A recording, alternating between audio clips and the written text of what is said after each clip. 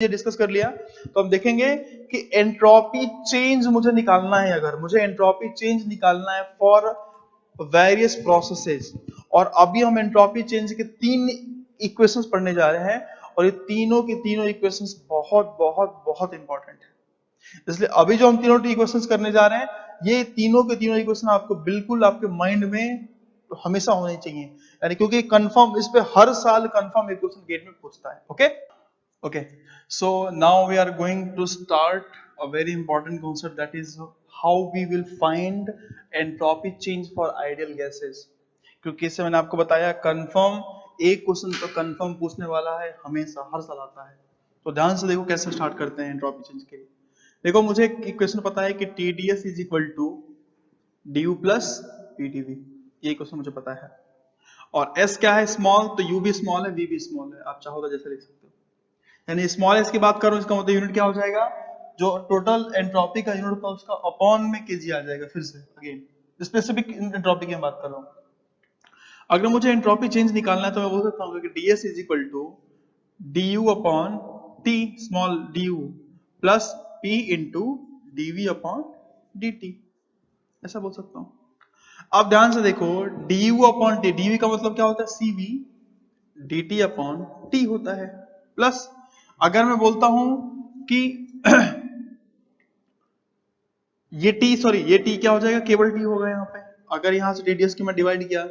अब ध्यान से देखो, अगर मैं बोलूं कि pv is equal to mrt, अगर मैं m को नीचे लेकर आ गया तो बोल सकता हूं small v is equal to rt, और यहां से अगर मैं बोलता हूं कि p बाई t, इसका मतलब होगा r बाई v। तो यहाँ पे p बाई टी की जगह पे मैं क्या लिख सकता हूँ, यहाँ पे p बाई टी की जगह पे मैं लिख सकता हूँ r बाई v।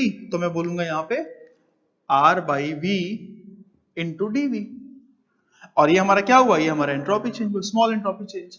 तो अगर मुझे एंट्रोपी चेंज किसी आइडियल गैस में लेना है, एंट्रोपी चेंज का मतलब प्रोसेस की बात कर रहा हूँ, तो प्रोसेस में अगर 1 से 2 लेकर चल रहा हूँ, सेम वही चीज यहाँ पे भी 1 से 2 लेकर चल रहा हूँ, यहाँ भी 1 से 2 लेकर चल रहा हूँ, तो मैं क्या बोलूंगा, S2 minus S1 that will be equal to CV dt by t, मतलब ln t हो जाएगा, तो T2 by T1 plus dv by v क्या होगा, ln v, तो R ln v2 by v1। और ये हमारा क्या हुआ, ये हमारा हुआ एंट्रोपी चेंज का पहला इक्वेशन फॉर आइडियल गैस। ठीक है, पहला इक्वेशन मैंने निकाल लिया, इसको इक्वेशन नंबर 1 मार्क कर सकते हो। दूसरा नेक्स्ट, अब मैं बोलता हूं कि अगर TDS इज इक्वल टू लेके चल रहा हूं DH माइनस VDP लेके चल रहा हूं, ठीक है, तो मैं यहां से क्या बोल सकता हूं सर कि TDS is equal to, DH मतलब क्या होता है CPDT minus VDP, small v लेके चल रहा हूं, और स्मॉल h स्मॉल s सारा स्मॉल लेके चल रहा हूं। अब यहां से मैं अगर DS निकालना है तो क्या बोलूंगा कि CP dt by t minus small v t dp। Again same चीज क्या कर रहा हूं, अगर p v is equal to rt, जो मैंने यहां पे देखा था, अगर मैं v बाई t की बात करता हूं तो यहां पे बोल सकता हूं r बाई p। तो मैं यहां पे क्या लिख दूंगा, ध्यान से देखो कि ds is equal to cp dt by t minus v by t की जगह पे क्या लिख सकता हूं, r into dp by p। अब फिर से मैं अगर इसको इंटीग्रेट करता हूं, इंटीग्रेशन 1 से 2, क्योंकि इस प्रोसेस की बात कर रहा हूं, तो प्रोसेस का मतलब चेंज ऑफ स्टेट, और चेंज ऑफ स्टेट की बात कर रहा हूं, तो यहां पे क्या लिख सकता हूं, ये वैल्यू होगा S2 minus S1 is equal to CP dt upon t, फिर से ln 2 से 1 से 2 जा रहा है, तो बोलूंगा ln T2 अपॉन T1, फिर से क्या बोलूंगा यहां पे माइनस R, अब ये dp बाई डी यानी कि ln p2 बाई p1, यानी हमारा कौन सा इक्वेशन होगा, इक्वेशन नंबर 2। यानी कि 2 इक्वेशन हमने अभी तक डिराइव कर लिया, किसके लिए, एंट्रोपी चेंज के लिए। यानी कि एंट्रोपी चेंज के लिए हमने एक इक्वेशन निकाल लिया, क्या था, S2 minus S1 is equal to CV ln T2 by T1 plus R ln V2 by V1, और दूसरा S2 minus S1 is equal to CP ln T2 by T1 minus R ln V2 by P1, दूसरा equation. Third equation कैसे निकालें, मान लो मुझे third equation निकालना है, तो आर की जगह मैं सीपी माइनस सीवी पुट कर, क्योंकि मुझे पता है कि CP minus CV is equal to R होता है, तो आर की जगह पे अगर मैं सीपी माइनस सीवी पुट कर दूं तो मैं लिख सकता हूं यहां से, ध्यान से देखो, S2 minus S1 is equal to, ये जो इक्वेशन बनाया हुआ है, CV ln T2 by T1 plus R, R का मतलब क्या है, CP माइनस CV, तो बोलूंगा plus CP ln V2 by V1 minus CV, तो वो क्या होगा, minus CV ln V2 by V1। ठीक है, तो मैं क्या देख रहा हूं कि यहां पर मैं क्या देख रहा हूं कि CV ln T2 by T1 plus इसको मैंने क्या किया, R था तो R को मैंने CP माइनस CV में कन्वर्ट कर दिया। अब ध्यान से देखो, अब यहां से मैं क्या बोलूंगा, CV को एक साथ लेके आते हैं, जब CV को एक साथ लेकर आऊंगा तो क्या बोलूंगा, CV ln T2 by T1, अच्छा CV ln A minus ln B का मतलब क्या है, ln A बाई B, तो हम इसको बोलेंगे T2 by T1 divided by V2 by V1, यानी कि उल्टा हो जाएगा, V1 by V2 plus CP ln V2 by V1।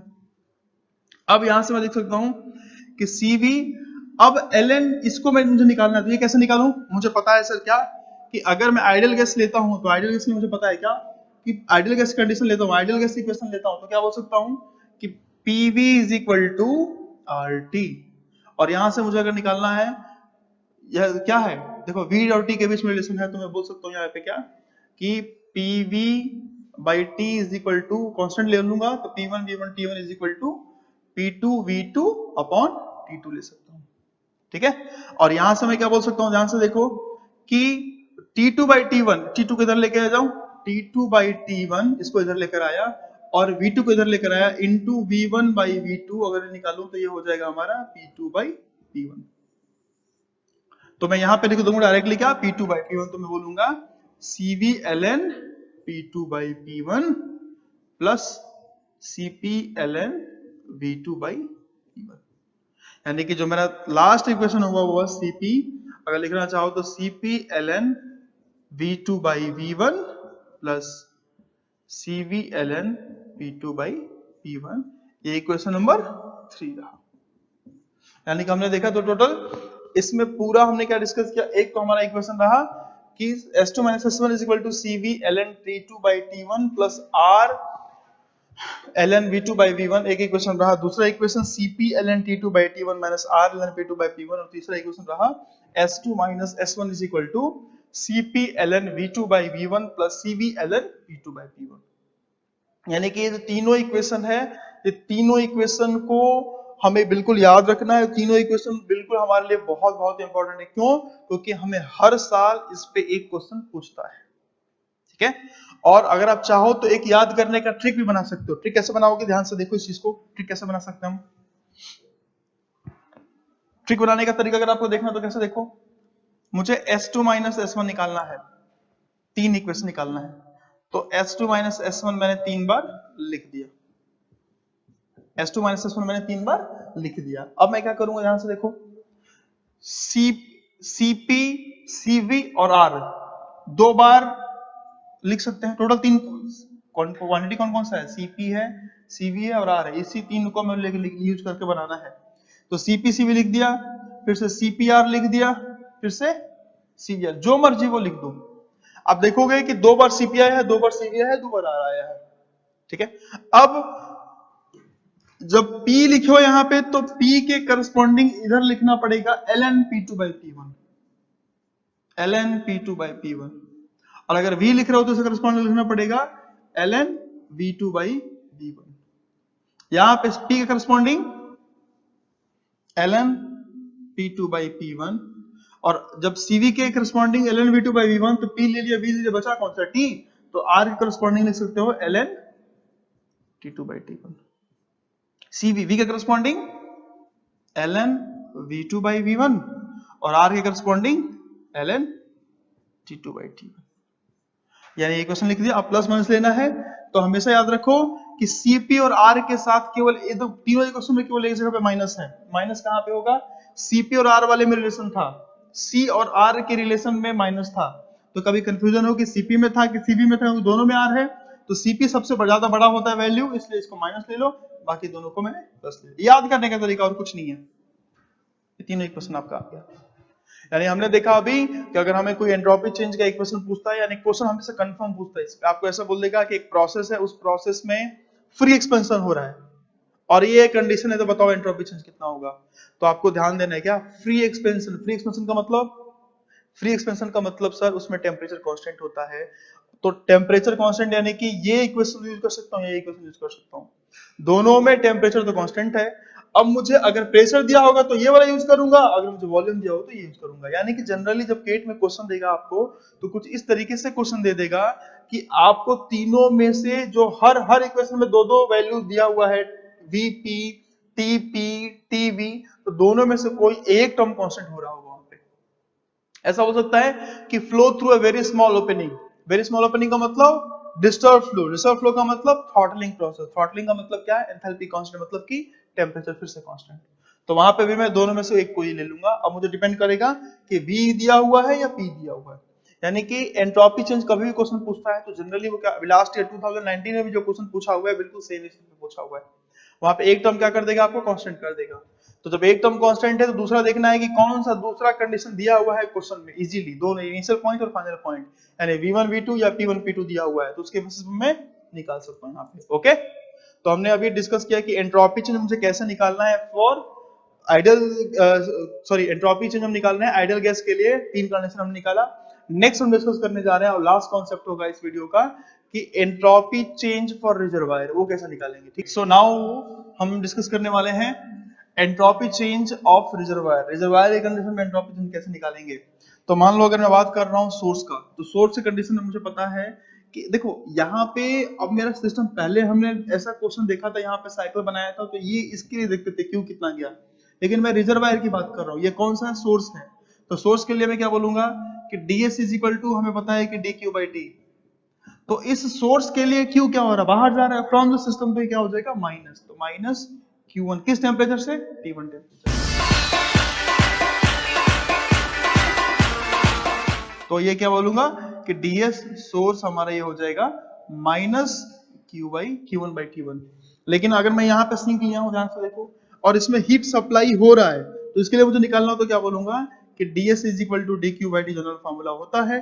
तो सर इस सिंक के लिए Q क्या हो रहा है, सप्लाई टू द सिस्टम, तो मैं यहाँ बोलूंगा डायरेक्टली कि Q2 अपॉन T2।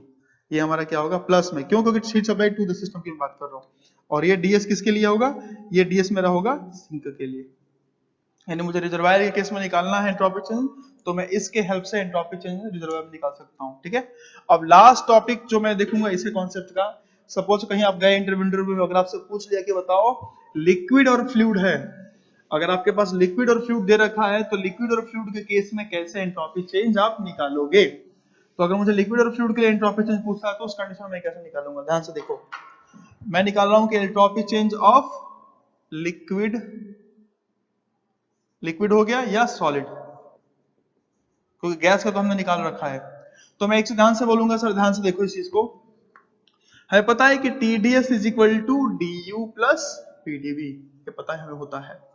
और अगर मैं बात करता हूं लिक्विड या सॉलिड का, तो लिक्विड की बात करो या सॉलिड की बात करो सर, ये दोनों क्या है, इनकम्प्रेसिबल, दोनों क्या है, इनकम्प्रेसिबल। और अगर दोनों ये इनकम्प्रेसिबल है, मतलब यहाँ पे dV क्या होगा, जीरो।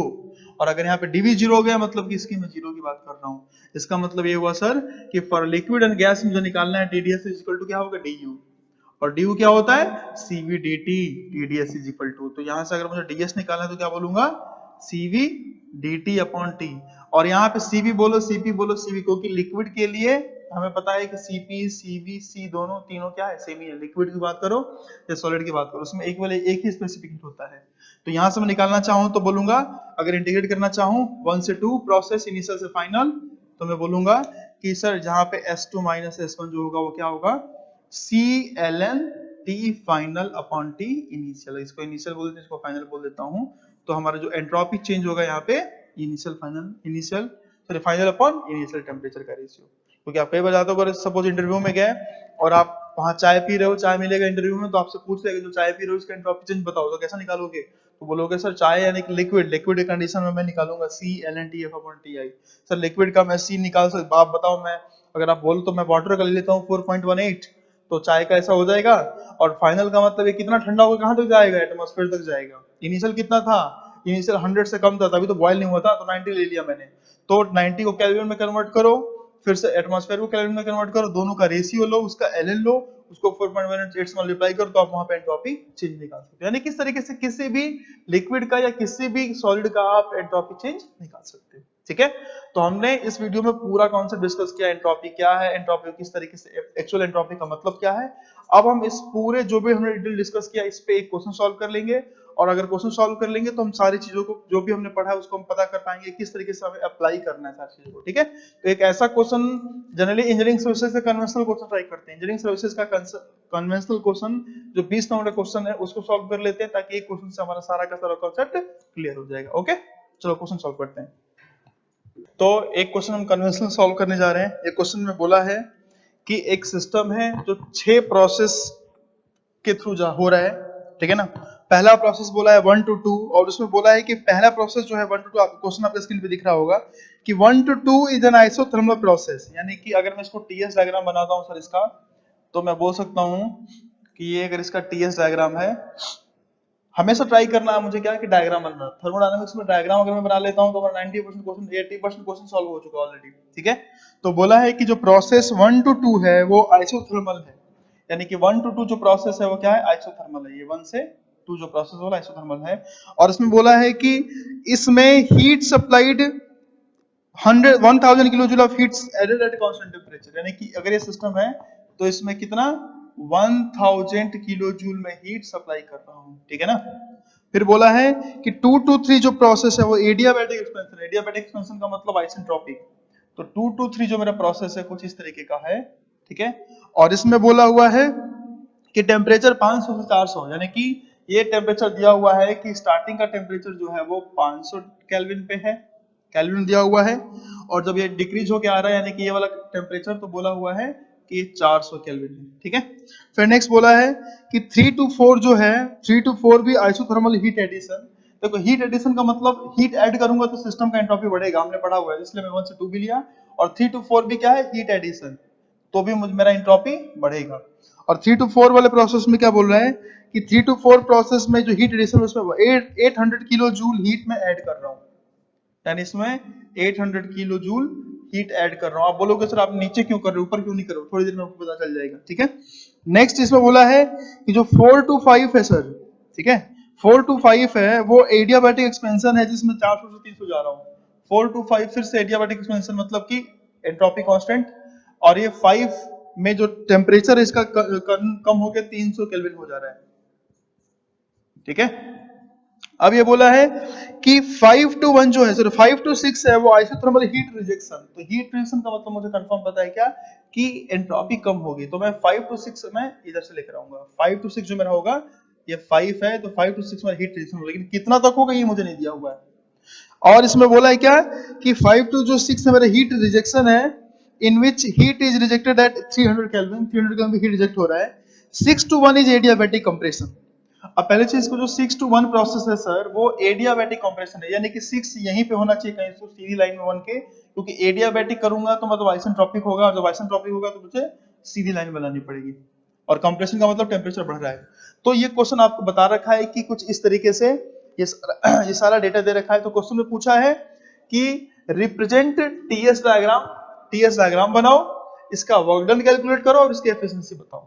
यानी कि एक प्रोसेस दे रखा है, कौन कौन सा प्रोसेस है सर क्वेश्चन में, एक क्वेश्चन में कि 1 to 2 से 3 4 5 6 1, यानी साइकिल्स को बोल सकता हूं इनिशियल फाइनल सीएम। ठीक है, अब यहां मुझे बोला है कि एक बात बताओ, इसमें कितना नेट वर्क डन निकालो, इसका नेट वर्क डन निकालो और इसका एफिशिएंसी बताओ और डीएस डायग्राम बताओ। तो इसको निकालने के कई सारे तरीके हैं, आप जैसा चाहो वैसा निकाल सकते हो। टीएस डायग्राम मैंने बना दिया है। अब मैं नीचे क्यों हीट सप्लाई, क्योंकि ये सिस्टम है, तो सिस्टम यहाँ पे हीट एडेड बोला है इसलिए मैं इसको लेके जा रहा हूँ नीचे। अगर हीट रिजेक्टेड दिया होता तो मैं नीचे बाहर लेके चला जाता। आ रही बात समझ में? तो इसको आप चाहो तो दो तीन तरीके से और भी बना सकते हो। इसको मैं इस तरीके से बना सकता हूँ, ध्यान से देखो। एक साइकिल बना दिया मैंने। अगर ये साइकिल मेरा है और ये साइकिल में दो जगह से हीट मिल रही है, एक यहाँ से एक यहाँ से हीट मिल रही है, तो मैं बोल सकता हूँ ये जो हीट मिल रही है कहाँ पे हीट मिल रही है, ये 500 केल्विन पे मिल रहा है सर, और ये 400 केल्विन पे मिल रहा है। यहां से 1000 किलो जूल मिल रहा है और यहां से 800 किलो जूल हीट मिल रहा है। और ये हीट कुछ रिजेक्ट भी करेगा, वो नहीं दिया हुआ है। किस टेम्परेचर पे कर रहा है, ये इतना दिया है कि 300 पे टेम्परेचर पे कर रहा है। तो बोला है कि बताओ ये जो डिवाइस है इसका वर्क आउटपुट कितना हुआ, ये पूछा है। और पूछा है कि एफिशिएंसी बताओ। अगर मैं इसको क्यूआर लेता हूँ हीट ट्रांसफर, तो इसका एफिशिएंसी बताओ और वर्क आउटपुट बताओ। तो चाहो तो कैसे निकाल सकते हो, देखो ये पूरा साइकिल है, और for cycle heat transfer is equal to total work transfer. मुझे पता है total heat transfer is equal to total work transfer. तो मैं चाहूं तो क्या लिख सकता हूं, इसका एरिया ही क्या होने वाला है सर, इसका एरिया जो होगा वही हमारा, इस पूरे का एरिया जो होगा वही हमारा टोटल हीट ट्रांसफर बोलो या टोटल वर्क ट्रांसफर बोलो, वही होने वाला है। लेकिन एरिया के लिए मुझे क्या चाहिए, अब देखो ध्यान से 1000 किलो जूल हीट दिया हुआ है इस रेंज में। तो 1000 का मतलब क्या होता है, हमें पता है कि dq is equal to TDS। तो मैं क्या करूंगा, 1000 दे रखा है, T दे रखा है, तो DS निकाल लूंगा। यहां से DS मुझे पता चल जाएगा कि ये DS कितना हुआ, बोलो। तो अगर मैं यहां से DS निकालूं तो 1000 डिवाइडेड बाई 500 यानी कि 2 हो गया। अगर मैं इसकी बात करूं तो 800 डिवाइड बाई 4 यानी कि इसकी भी वैल्यू कितनी हो गई, DS की 2 हो गई। तो मुझे अगर एरिया निकालना तो क्या करूं, इसका एरिया प्लस इसका एरिया निकाल सकता हूं, ठीक है ना। तो एरिया निकाल सकता हूं। अगर मैं एरिया निकालूंगा तो टोटल वर्क ट्रांसफर आ जाएगा। या दूसरा तरीका क्या है वो निकालने का, W। अगर मैं इस गोले के लिए लगाऊं तो इस डिवाइस के लिए इन इज इक्वल टू आउट, और इन कौन सा हो रहा है 1800, आउट कौन सा हो रहा है, केवल W हो रहा है, और ये QR भी हो रहा है। लेकिन QR तो पता नहीं है मुझे, तो मैं चाहूं तो यहां से साइक्लिक इंटीग्रल निकाल सकता हूं। तो हमें पता है कि साइक्लिक इंटीग्रल मतलब कि अगर साइकिल रिवर्सिबल है तो dq by t is equal to 0। तो मैं यहां से बोल सकता हूं, ध्यान से देखो, 1000 अपॉन 500 प्लस में प्लस 800 अपॉन 400 यानी कि ये अपॉन ये minus Q R upon 300 is equal to 0। ये मुझे पता है। अब यहां से मैं कहता हूं ये 2 होगा, ये 2 है, तो 2 2 4। तो जो क्यू आर को इधर ले जाऊंगा तो क्यू आर क्या हो जाएगा, Q R is equal to 1200 kilo joule. अगर इस सारा किलो जूल है, यानी कि मुझे ये पता चल गया क्यू आर की वैल्यू यहाँ पे 1200 किलो जूल आई है। तो खुद देख लो, अगर ये टोटल 1000 और 800 1800 है, ये 1200, तो ये कितना हो जाएगा, सिंपल सी बात है, टोटल ये हमारा 600 किलो जूल आएगा। तो जो सेकेंड आंसर निकालना था क्या, W, तो W is equal to 600 kilo joule. या तो ऐसे निकाल लो या फिर डायरेक्टली एरिया से निकाल लेते। एरिया से निकालते तो कैसे निकालता, इसका एरिया कितना हो जाएगा, ये डिस्टेंस कितना दिया हुआ 2 और ये कितना दिया हुआ 500 और 300, तो कितना हो जाता, इसका एरिया होता sir A1 is equal to 300 और 500 यानी कि 200 इंटू 2। अब इसका एरिया निकालना है तो ये भी दिया हुआ है 2, ये 2 है, ये कितना है 400 से 300 यानी कि 100। तो A2 को मैं निकाल लेता, A2 इज इक्वल टू होता 100 इंटू 2। तो 400 प्लस 200 यानी कि टोटल एरिया भी कितना हो जाता, total area is equal to A1 प्लस A2 मतलब कि 600 किलो जूल। तो जैसे चाहो वैसे निकाल सकते हो आप जैसे चाहो वैसे निकाल सकते हो इसका आंसर। अब मुझे निकालना है एफिशिएंसी। तो एफिशिएंसी निकालने का मुझे सबसे पता है कि W upon input, work output upon input, W upon heat supplied, W upon heat supplied. तो W कितना है यहाँ पे 600 है, हीट सप्लाइड कितना है 1000 और 800 यानी कि 1800 है। तो यहां से निकाल सकता हूं मैं, ये 0 0 गया, ये 1/3 यानी कि 33.33%। तो आप चाहो तो थर्ड क्वेश्चन भी निकल गया आपका, ऐसे निकालो। या अगर आप चाहते हो डायग्राम से निकालो तो डायग्राम से भी निकाल सकते हो एफिशिएंसी। कैसे निकालोगे, इसका पूरा एरिया तो आपको वर्क दे दिया और पूरा एरिया आपको निकाल दिया, टोटल एरिया आया इज इक्वल टू 600। अब नीचे हीट सप्लाइड कैसे पता चला कौन सा हीट सप्लाइड है, तो अगर कुछ नहीं दिया तो आपको ये समझना है कि जिस प्रोसेस में एंट्रोपी बढ़ रहा है वही हीट सप्लाई होगा। तो यहां से यहां एंट्रोपी बढ़ रहा है तो ये भी हीट सप्लाई हुआ 1000, यहां से एंट्रोपी बढ़ रहा है तो ये भी हुआ हीट सप्लाई, तो टोटल बोलूंगा मैं 1800। तो यहां से मैं निकाल दिया 33.3%, ये भी मेरे एफिशिएंसी आ गया। आइए बात समझ में। तो इस तरीके से मैंने इस क्वेश्चन को सॉल्व कर दिया। देखो आपको ऐसा कभी क्वेश्चन पूछ सकता है, ध्यान से देखो कैसे क्वेश्चन पूछ दिया। आपको बोला कि एक डिवाइस दे दिया, उसमें ऐसा दे दिया इंजन, कि ये प्रोसेस हो रहा है। अब बताओ इसका एफिशिएंसी, टीएस डायग्राम है, इसका एफिशिएंसी बताओ। तो एफिशिएंसी निकालने के लिए हमेशा पता है कि एफिशिएंसी मतलब क्या होता है, आउटपुट अपॉन इनपुट, यानी कि वर्क अपॉन हीट सप्लाइड। तो वर्क पूरे साइकिल की बात करो, टीएस डायग्राम और पीवी डायग्राम, तो इस पूरे ट्रायंगल का जो एरिया क्या होगा, वर्क होगा। लेकिन जब मैं हीट सप्लाई निकालूंगा तो केवल वो प्रोसेस देखूंगा जिसमें एंट्रोपी बढ़ेगी।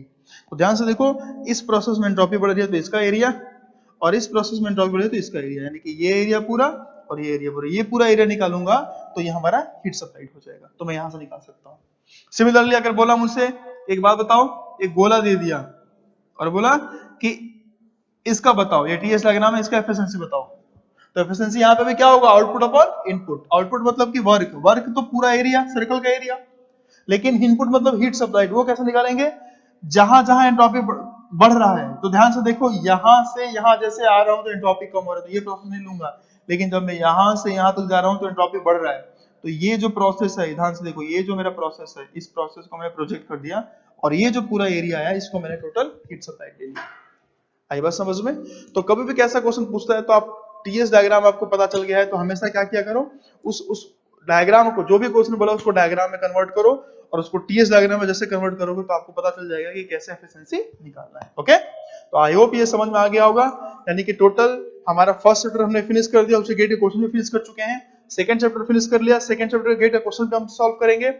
अब हम सेकंड चैप्टर फिनिश करके गेट क्वेश्चन सॉल्व करने के बाद हम स्टार्ट करेंगे थर्ड चैप्टर, जो हमारा कॉन्सेप्ट है अवेलेबल एनर्जी, अवेलेबिलिटी, एक्सर्जी, ये सारा कॉन्सेप्ट डिस्कस करेंगे। ओके।